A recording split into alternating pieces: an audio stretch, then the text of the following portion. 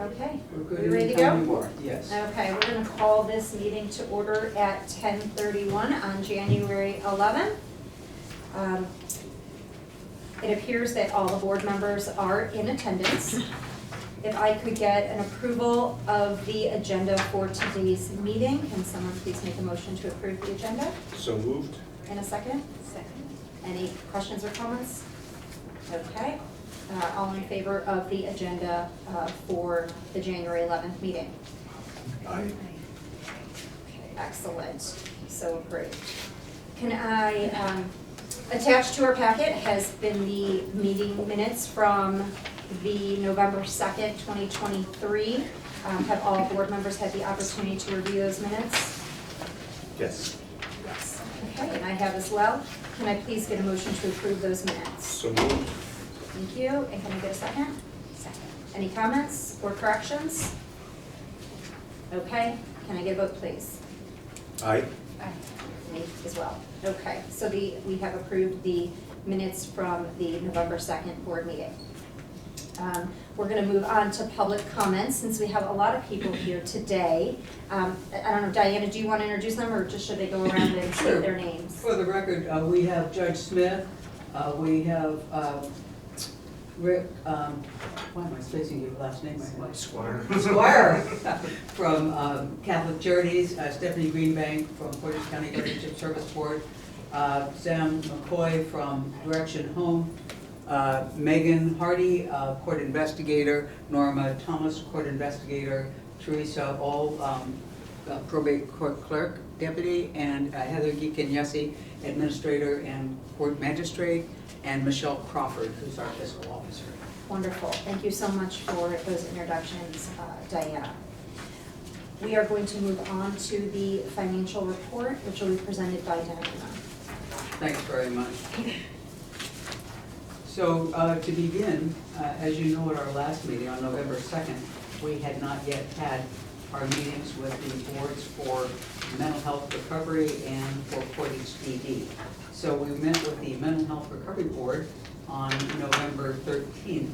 And with me at that meeting was Amy Tafish and Judge Smith.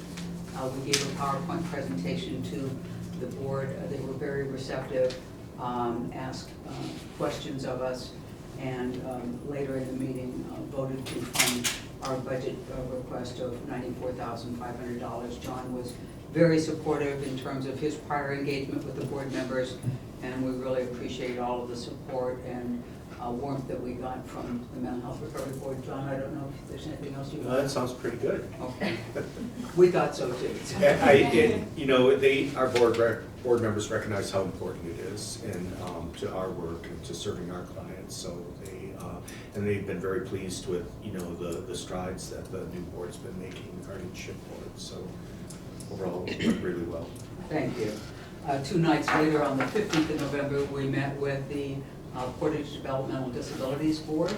And at that time, we also had Amy Tafish and Judge Smith with me for the presentation. We gave our PowerPoint presentation and received questions from the board.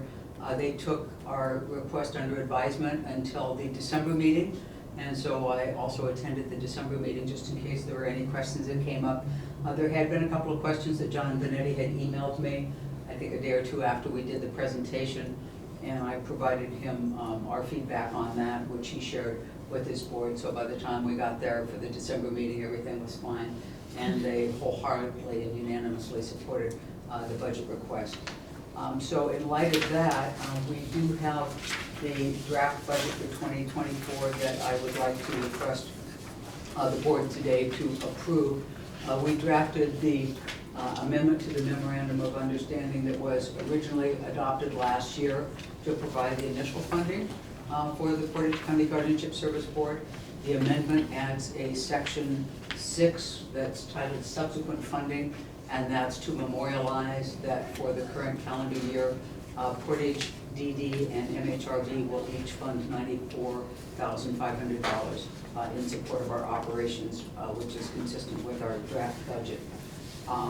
Where we are year to date, as of the end of December, we had end of year cash carryover of approximately $30,000. That may get adjusted because there are some additional receipts that hadn't hit the books by the time I prepared this, but it's pretty correct.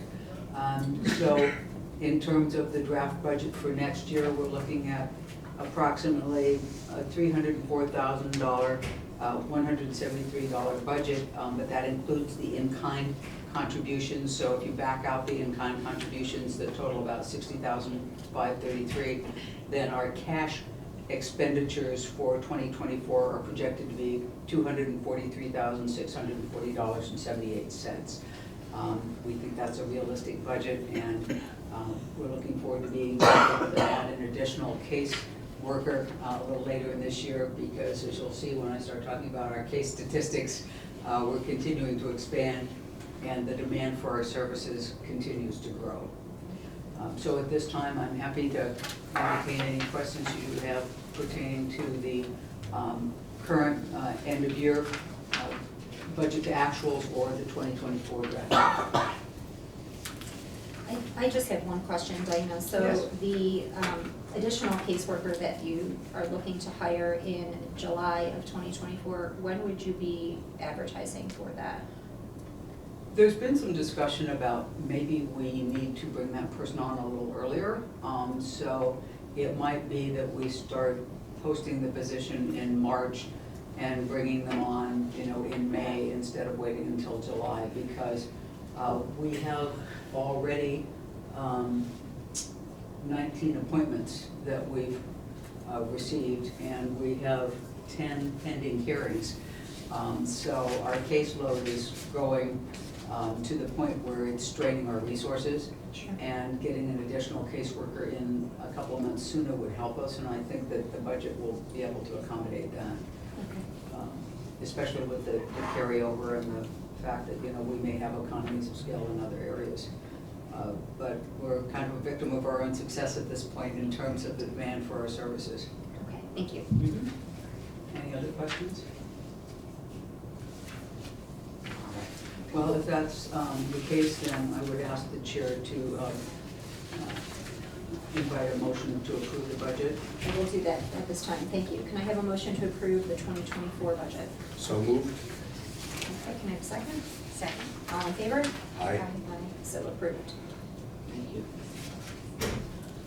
We did present the memorandum of understanding amendment, and that was approved by the county attorney's office, and it has been signed by Judge Smith and John Garrity. I'll take it to John Benetti this afternoon. I had already arranged with him to meet around 1 o'clock and get him to sign it, and then I'll scan it and send it out to the parties. So that will memorialize our funding for 2024. Wonderful, thank you. In terms of Direction Home, we did get a grant approval for $10,000 from Direction Home, and rather than providing specific funding amounts for the various categories we had listed in our grant request, they just said allocate the $10,000 however you need it among those areas. So that's been very helpful. We're covering our mileage now. Stephanie and I have both been able to submit mileage reimbursement requests, and we're maintaining mileage logs of the people we see and when we see and what the purpose of the visits are. So that's been very helpful as well. The JFS funding was also approved via a memorandum of understanding, and so that is in place. All we have to start doing now is submitting periodic invoices to JFS for the specific new referrals that we've taken on and that we're filing applications for. So I'm going to commence that. I'm probably going to file an invoice on a monthly basis with JFS. We've already initiated 2 new applications based on referrals this month, and it's only the 10th of the month. So.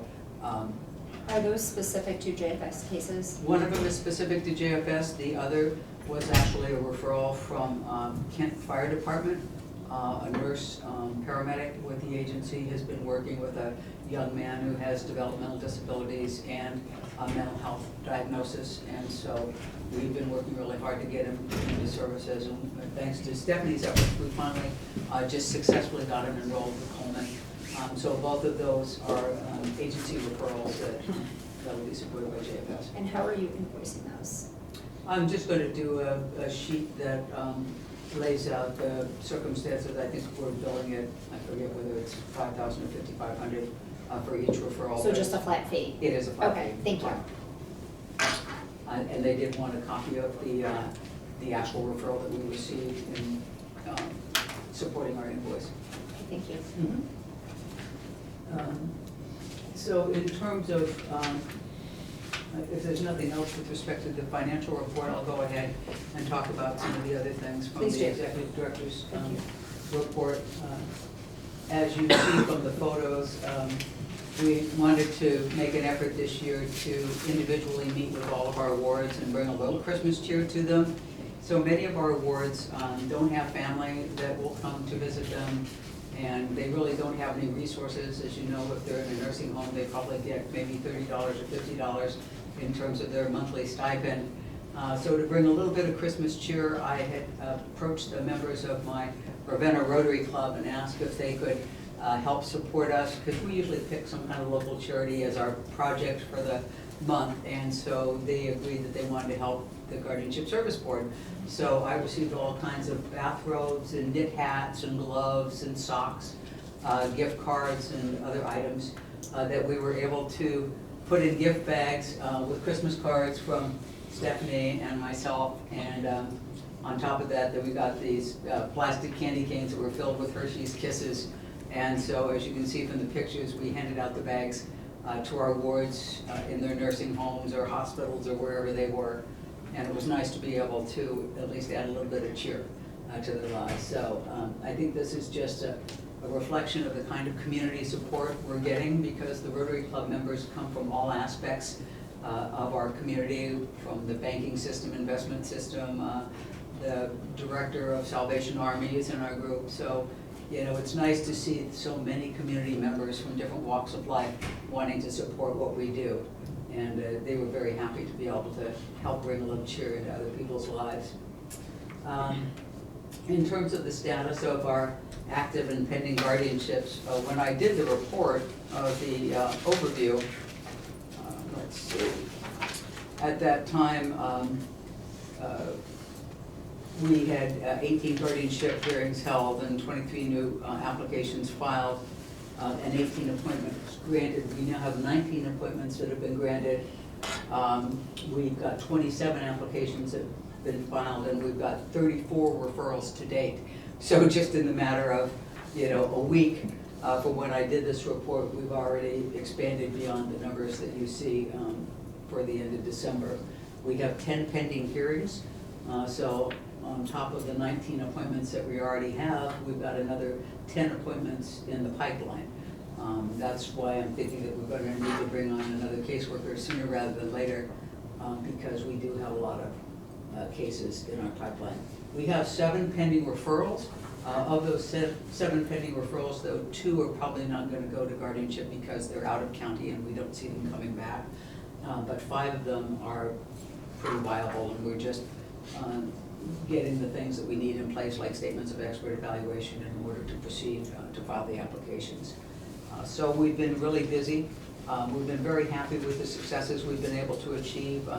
One of our DD wards that we became an emergency guardian for when he was released from the hospital.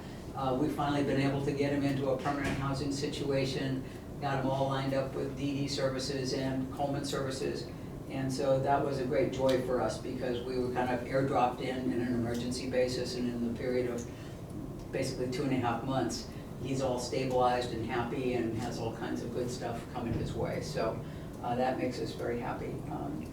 There are a lot of situations that we get introduced to that are really challenging. One ward who's in a nursing home on dialysis, and unfortunately, in the Thanksgiving weekend, he slipped and fell and broke his hip and ended up in the hospital. So these kinds of things happen all the time, where you think somebody's stabilized, but then stuff happens and they're not. So Stephanie and I are taking calls at all times of the day or night. One of the wards that we went to drop off a present to on Friday, December 22nd, could barely breathe, and we found out she'd been to the ER the day before, and they'd sent her home without any medications or a game plan, and it was going to be another 4 or 5 days because of the holiday before anyone was available to help her again. So Stephanie and I made the call to just take her to ER, and we did, and they were able to give her breathing treatments and get her stabilized. But I mean, literally, Stephanie spent the whole afternoon in ER with this person to get her stabilized. And as a result, she was able to get through the weekend, and we have since filed a guardianship application for her. But you just never know, you know, it's a day where you think you're just going out to deliver a Christmas present, and then you end up in the ER all day. So I think, you know, Amy, having done this before, knows that you can't always have the planned week of delivering services that you think you're going to, because things happen that you just can't ignore. But we're very happy for the opportunity to be able to help the folks that we've helped. And I think that is the one thing that's so great about this job, is knowing that every day when you come to work, you really do have the opportunity to make someone's life better and to make them happy. And so we've built that trust in those relationships where I think we are actually making a difference. That's wonderful. I have 2 comments regarding the numbers that are on the sheet. So under the, you said you have 34 guardianship referrals that you've received. Yes. Have you seen referrals, other than the agencies that we have worked with, are you seeing referrals coming in like from the Kent Fire, like anything that's like outside of our normal realm? Yes. Because of the exposure that we're getting in the community? Yes, we've received a couple of referrals from the VA, Okay. liaisons in a VA hospital that realize that they have clients that have mental health impairments or dementia impairments, and that when they're released, they're going to be in a world of hurt. And so we've received the applications to pursue guardianship on their behalf. I'm not quite sure how Sarah from Kent PD found out about us to contact us. She called around, so she called APS, she called DD, she called and then she called Norma, and Norma pointed her in our Who are you gonna call? Our champion. Okay. That makes sense. Yep. And this particular individual, APS couldn't get involved because he wasn't 60 or older. And he hadn't been enrolled in Coleman services yet. We have since successfully gotten that accomplished. But there wasn't anyone else to turn to. So when we did engage with Sarah, we gave her the referral application, since it was, you know, from a Kent first responder agency. And she got the expert evaluation, completed the referral application, sent it in to us, and then we started working our devices on getting him services. And you know, so he since got enrolled in Medicaid, got enrolled with Coleman. He voluntarily, with our support, got checked into a behavioral health hospital, and now the plan is he's getting checked out to Coleman CSU, and then the ball's going to be rolling to get him into a group home. So that's how that story turned out. Again, a surprise referral that we weren't expecting. But between Stephanie and I, and working with the agency, we were able to figure out a game plan to get him into services and get him on track for stabilization. Wonderful. We're not even guardian yet. No. I We've noticed done all that. of that. Right. That's what she said, she just filed a guardianship application, Right. so that's a lot of work that you guys have been able to get accomplished It was just Monday, I think, the without 8th, that we filed the having guardianship that formal application. guardianship. But That's that really happens a nice. lot, Amy, where there's just not time to wait the Mhm. 4 to 6 weeks until we Right. get the appointment. And to the extent that we're able to take some steps to start eradicating the problem sooner rather than later, we do that. We literally don't sit on our hands, we're very Well, what I find proactive. very interesting about this, because obviously I have some experience in this area, is that without this type of organization, he may not have been able to get that type of skill, or get that Right. type of care in the interim, right? But because this organization exists, you know, these other services are able to assist because they know that the guardianship is coming, right? Yes, and. I mean, part of who the- else would have got him qualified for Coleman? He Right. couldn't have done that himself. And that was part of the assuming, challenge, where Sarah, the RN with Kent PD, was doing, I mean, she was going to heroic efforts in terms of emergency medical services to try and get this person some help, but she didn't know how to go about the Coleman process, Sure. and she didn't know, you know, we ran into some snags in Medicaid, Mhm. but working with JFS, because they helped us get the Medicaid thing worked out, and Coleman helped us, you know, get through the Wonderful. barriers to get him enrolled in services. That's great. So, yeah, here was a public servant, this RN, who was trying everything she knew to do Right. to try and get him help, but kind of threw up her hands. So then when she connected with us, we were all able to work together and That's figure out the wonderful. path. Thank you. The last question, I'm sorry. Go ahead, Nope. I'm sorry, no. You can, it was probably Oh, related to just, that. you know, I meet with different chiefs periodically, so it would be a good thing to let them know. You're welcoming referrals directly from, you know, some of the FDs or PDs, because oftentimes they're the people on the ground that encounter folks who are struggling, that have been flying under the radar. Is that okay to say that, or It should we? depends. I think it was probably easier from Camp Fire because she was an RN and had access to medical services. And so Okay. they were able to get the expert evaluation Oh, okay. completed that then accompanied the application that she sent to us. In terms of the police departments, you know, they could certainly fill out the referral application, but the hangup would be trying to get an expert evaluation performed to the individual. We've discussed how if we have a situation where we've got a referral application, but the person's been resistant to getting evaluated, so it couldn't be completed, we would still file it and then ask the court to enter an order to have the evaluation performed, so it could be done kind of on the backside, but still get completed.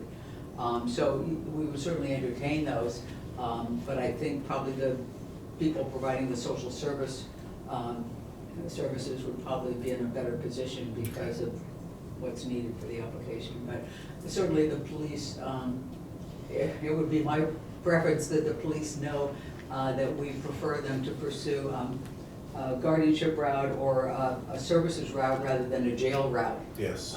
Because as you know, we've had clients in the CSU that do something like pull a fire alarm, and then the next thing we know, our client is in jail rather than in a mental health hospital, and we certainly want to avoid those kinds of things happening.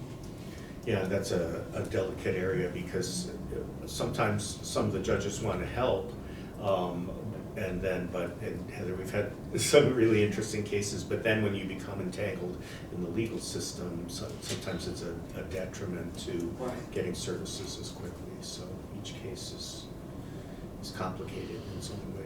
Absolutely, and it's especially complicated if somebody gets criminal charges on their record. That can be an impediment to housing placements. And so it just really complicates things if what they need is mental health treatment and not jail.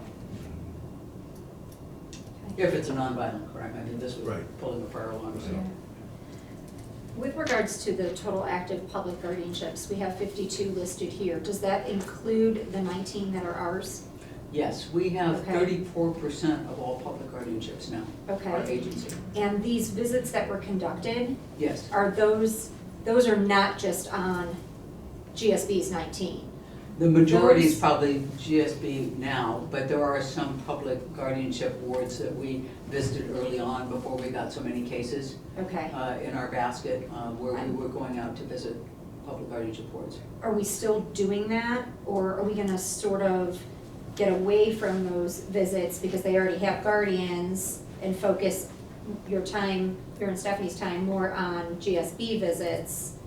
Yes, Then, I guess that's what I'm trying to think of is how are we best using you and Stephanie to serve the GSB population? It's hard, right? Because correct. I know that we probably want to also include the other public guardians, but since I'm directly involved with these public guardians, 5 of them, I don't wanna use your time to do something that I should be doing or that other, assuming attorneys should be doing, Understood. right? Right, and in terms of the, it's kind of like Maslow's hierarchy of needs, in terms of the prioritization of our time, the last couple of months, we really have had to focus on this influx of new cases, and then once we get appointed, there's so much that has to be done in terms of stabilization or housing or whatever, that we haven't had the luxury of visiting some of the public guardianship wards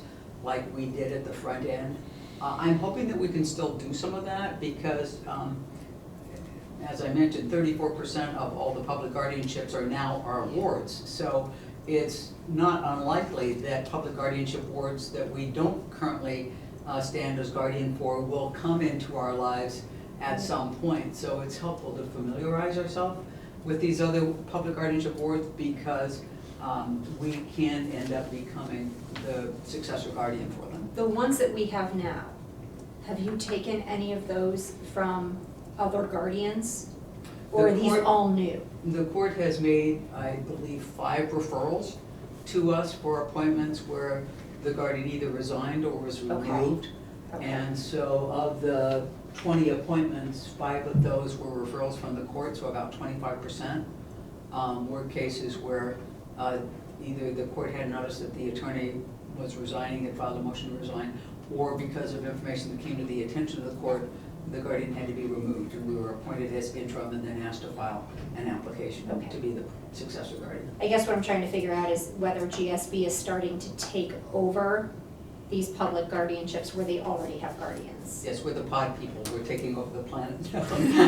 Well, I mean, because that's a very realistic Yeah. thing, right? We know that there's a lot of attorneys that don't want to do this anymore. Yeah. And so I'm trying to figure out, are we at that point yet? We have Are been we ready to advocating be for doing- that, Amy, if that's Right. the question. Okay. So, and it's like the cases that we get referred by the court, we really don't know in advance that these are coming, and the court probably doesn't know in advance that, you know, they've got a case that's likely to tumble our direction. But that said, when those situations arrive, we have to jump in, but we certainly haven't been sort of raising a flag that says come one, come all, you know, if you need to get out of Fair your enough. guardianship. Yep, that's what I was. You know, bring it our way, Okay. because we know we don't have the resources, and we know that we need to prioritize more desperate Right. situations, not Right. just people That's that where I want to was going. disengage, so. Okay, fantastic, thank you. Sure, absolutely. So how is the volunteer program doing? Have we gotten any more since we are getting, and I know it's hard to find. We really haven't done volunteer recruitment at this Okay. point, additional, just because I think we weren't anticipating the huge influx of new cases that was gonna hit us. And so, in terms of allocating time, the priority has been to allocate our time taking care of these wards rather than trying to recruit and train and accompany volunteers out, because the volunteer visits at this point is a little more of a luxury for us than just getting these established and stabilized and up and running. We still plan to do that, and I'm hoping that when we bring a new caseworker on, by March or May, certainly by early summer, we'll be in a position to be able to launch a volunteer program, develop a 501c3 so we can start raising funds.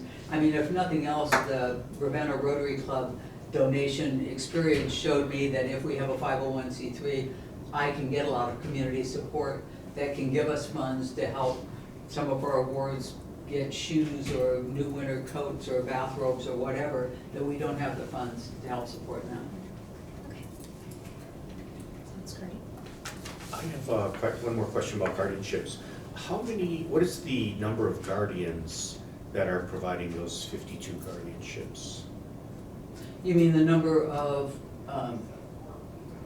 Do some guardians have more than one guardianship? Yes. in terms of the public Yes, I guardianship? do. Amy's got 4. Right, Right. so do we know I was just curious how many guardians we have, individual guardians we have providing those 52 Well, if guardianships? you take the 19 away from the 53, the balance 30 some odd cases, I don't know how many of those cases, except for Amy's, are held by more than one single person, but they're all attorney cases because the public guardianships they're not family member cases. So I would imagine that in most cases, it's probably at least 2 other Probably. cases. Okay. I mean, can you comment on that, Norma? Do you? I would say the average is 2. Yeah. Amy and Nancy have the most. There you have it. And GSB.